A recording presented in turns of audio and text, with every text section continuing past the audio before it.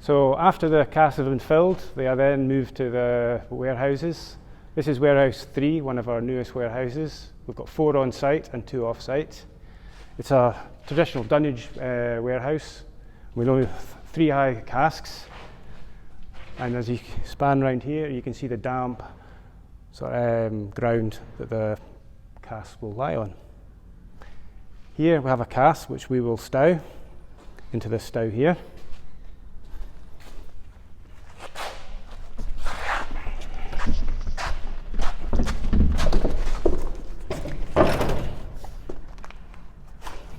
So we use the dunnage style warehousing.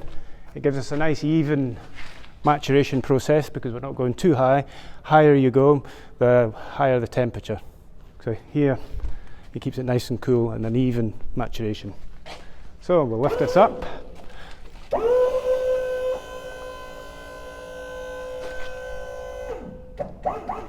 And hopefully it will go in bung up. If I've done it right, thereabouts. So we'll just straighten this cask up and put the all-important scutch in. Hello there. So we're in one of our maturing warehouses at the distillery.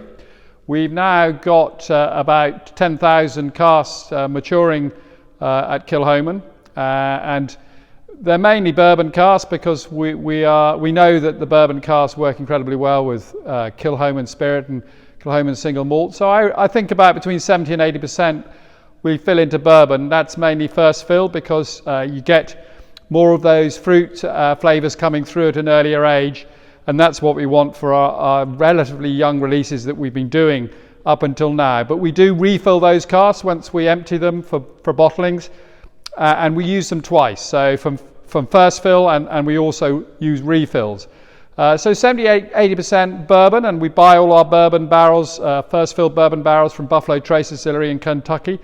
That gives us a consistency and of characteristics coming through, and all the casks that we've purchased over the years have been incredibly good quality, and so we're delighted that we're able to buy them all from one source. You can purchase from cooperages in Scotland, and you get very good quality casks in that way, but probably not the same consistency as you do from one distillery. And then we buy all our bourbon sherry casks, Oloroso butts and Oloroso hogsheads from Miguel Martin down in the south of Spain in Seville. Again, incredibly good quality, and buying them all from one source is hugely important to us in terms of the maturation profile that we're looking for. But apart from those 2 cask types, which are widely used throughout the industry, we also use experimental casks, and this is something that I think it's about experimentation and getting different characteristics and different profile coming through on the same spirit character. I'm a great believer that casks play a massive part in the end product that you will buy as consumers. I think between 60 to 70% of the character will come from the cask it's matured in. The spirit off the still can be the same character, and then once it's been in cask for 5, 10, 15 years, it will pick up all the characteristics from the cask it's matured in.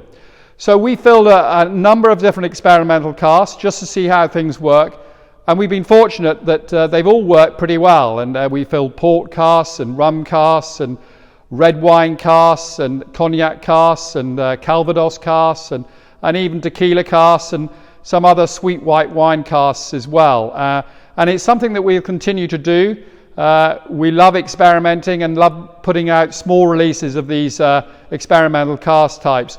And these are fully matured. I think some people mistake these other cask types for finishes because finishes have been used throughout the industry for a number of years, 30, 40 years in fact, and it's about maturing in a bourbon cask mainly, and then switching it to other cask types to give it another layer of flavours. But what we're doing here at Kilchoman is actually going for full maturation in these different cask types. It doesn't always work with different spirit characteristics, but it's tended to work very well with our sort of sweet floral character spirit, and we've been delighted with how it worked. So here in this particular style, we have some ruby port casks. Ruby port casks tend to be a much sort of redder, colour, and not matured for quite so long. And then we've got some tawny casks and some white port casks as well.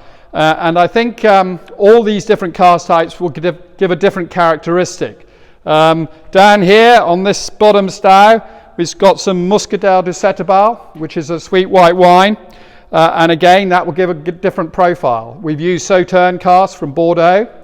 I believe that the Sauternes cask release that we did, maybe not one of my favourites, and actually then we did a finish. We did bourbon for 7 years, and then we finished in Sauternes cask, and it seemed to work a lot better. It integrated better, and we didn't get so many of those sweet floral notes coming through, and maybe losing a little bit of the structure of our spirit. So you just need to watch these casks develop, and one of the cask types that has worked incredibly well for us is the red wine casks. They're called STR, Shaved, Toasted and Recharred X red wine casks from Portugal, and it's something that my mentor and the main person that helped me out in when I built and got the distillery up and running was Jim Swan, whose cask maturation was one of his expertise, and he came up with this version of red wine casks, shaved, toasted and recharred, to give it another life, another characteristic, a depth of characteristics, and we're now going to use that as one of our core expressions in the future. We're laying down casks more regularly of the STR casks, so that in the next 4 or 5 years we'll be able to do a general release of STR casks, because I think it's worked incredibly well. These summer fruit flavours coming through really sort of balance out the characteristics coming from our spirit. So it's something that we'll continue to do, this experimental cask, and we've just, as I said earlier, filled some tequila casks, and it's something the Scotch Whisky Association have allowed us to do. They have very tight regulations, and that stood us in very good stead over the years, and we're one of the sort of spirits industries that has these very tight regulations, and I think it helps make sure that everybody knows what they're getting from single malt Scotch whisky.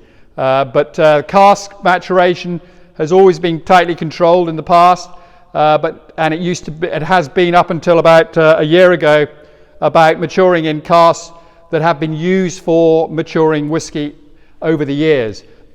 And of course tequila and Calvados were not casks that were used in the past, but they relaxed their regulations, and now we're filling some Calvados casks and we're filling some tequila casks, and we'll just see how those come along. But they represent a very, very small percentage of what we fill. When you look around this warehouse here, you'll see mainly bourbon barrels on the right hand side, which is our primary source of maturation, and then on the right, especially around this part of the warehouse, you've got more of these experimental casks, and these are quite newly filled, 2020 and 2019, and it'll be a year or two before we go and have a look to see how they're coming along. Sometimes some of these experimental casks tend to be all over the place in the first year or two, and everybody has told me in the past that you just have to have patience, and they'll come round eventually, and certainly that was the case with the Sauternes casks, which were up and down.